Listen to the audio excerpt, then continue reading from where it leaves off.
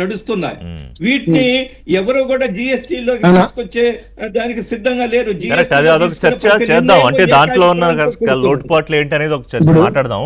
నజీర్ గారు, ఫైనల్ గా ఇవాళ బాధ్యత లేని ప్రతిపక్షంగా ఉందని ప్రజలకు తెలుసు. ఎందుకంటే అసెంబ్లీకి రారు, నాకేదో హోదా ఇస్తే కానీ రానంటాడు ఆయన, లేకపోతే ఉన్నవాళ్ళని వెళ్ళనివ్వడు, ప్రభుత్వం మీద వ్యతిరేకంగా చేసిన కార్యక్రమాలు ఫెయిల్ అయ్యాయి.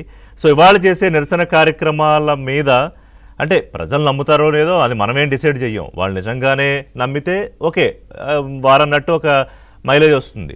కానీ అసలు ఎక్కడ పోరాటం చేయాలో అక్కడ అడగకుండా అక్కడ చేయకుండా రాష్ట్ర ప్రభుత్వం మీద పోరాటం చేస్తే ఏమొస్తుంది అన్నా?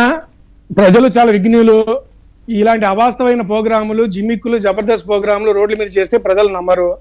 రెండోది, జగన్మోహన్ రెడ్డి గారి దగ్గర మేధావులు లేరు, మేధావులు ఉన్నారు.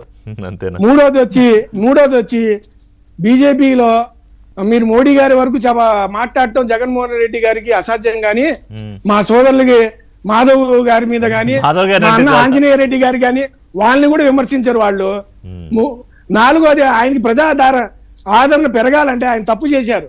ఈ ప్రోగ్రాం చేయకుండా యూరోప్ నుంచి ఫ్లైట్ తీసుకుని తిన్నగా ఇజ్రాయెల్ వెళ్ళి నెతన్యాహుతో మాట్లాడి అక్కడ అతన్ని శాంతింపజేసి, అక్కడి నుంచి ఇరాన్ వెళ్ళి మా ఖమేనీ గారితో మాట్లాడి అతన్ని శాంతింపజేసి వాళ్ళిద్దరిని కలిపేసి ఈ యొక్క క్రూడ్ ఆయిల్ తగ్గించేసి బెంగళూరు వచ్చి ఉంటే ఈ పెట్రోల్ ధరలు అంతా 50-60 రూపాయలకి తగ్గిపోతే మధ్యలో ట్రంప్ కలవడం లేదా?